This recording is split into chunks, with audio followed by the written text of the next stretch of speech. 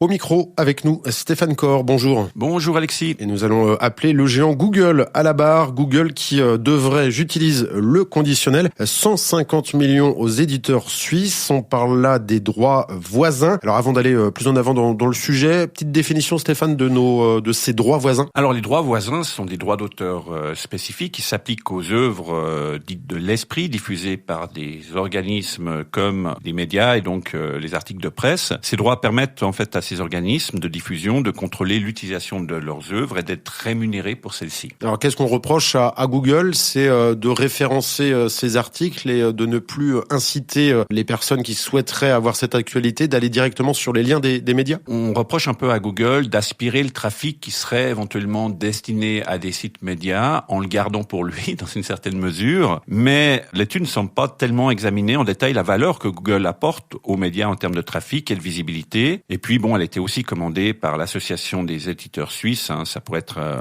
induire potentiellement un biais, mais on va pas partir de ce principe parce que l'étude a été faite par des intervenants externes qui sont tout à fait crédibles. Notamment l'université de Zurich. Oui, tout à fait. Donc maintenant, c'est l'utilisateur qui choisit de ne pas forcément cliquer. On peut pas dire que c'est Google qui le retient. C'est-à-dire que moi, si je suis dans Google Actualité, qui a un certain nombre d'articles, ou dans d'autres, dans des résultats organiques, et j'accède à des articles de médias suite en fait à l'utilisation de certains mots-clés. Oui, il y a des articles sur lesquels je vais cliquer parce que je suis intéressé, puis il y en a d'autres parce que je ne suis juste pas intéressé. C'est comme si on lit, un journal papier. Il y a peut-être des gens qui lisent du début à la fin chacun des articles dans le média, mais je suis pas sûr que ce soit le cas de tout le monde. Il y a des gens qui font du cherry picking, c'est-à-dire qui vont choisir certains articles et pas lire d'autres. Donc on retrouve aussi ce fonctionnement humain sur Google et on peut pas dire que Google retient du trafic qui aurait été autrement dirigé par les médias. Ça dépend vraiment de l'intention de l'utilisateur. Donc sur ce point de vue-là, en tout cas, moi, j'ai un peu de souci avec ça. Surtout que ces médias peuvent choisir un peu la façon dont ils sont exposés par Google. Oui, alors l'étude dit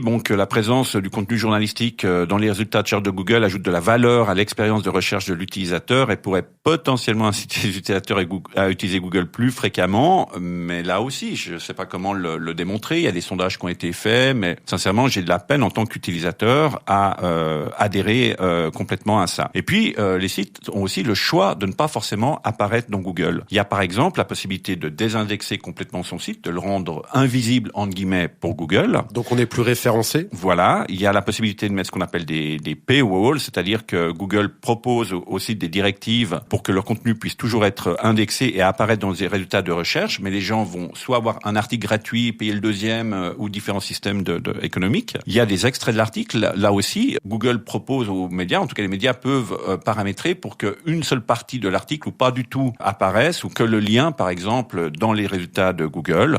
Donc, il y a pas mal de possibilités. Puis, on a une qui est pas encore disponible en Suisse, mais qui est très intéressante. C'est une sorte de partenariat avec Google qui s'appelle le Google News Showcase. Et Google paie les éditeurs pour leur contenu et les éditeurs peuvent choisir le contenu qu'ils mettent en avant. Le contenu est payé par Google et offert, en fait, aux utilisateurs. Et est-ce que c'est un cas unique à la Suisse ou dans les autres pays, on a aussi des situations semblables? Non, alors c'est toujours un débat qui est présent dans différents pays et justement Google News Showcase est un outil qui est destiné à répondre à cette problématique en partie du moins. Stéphane Corr, merci. Merci. Pour cet éclairage et puis on se retrouve très prochainement. Avec plaisir.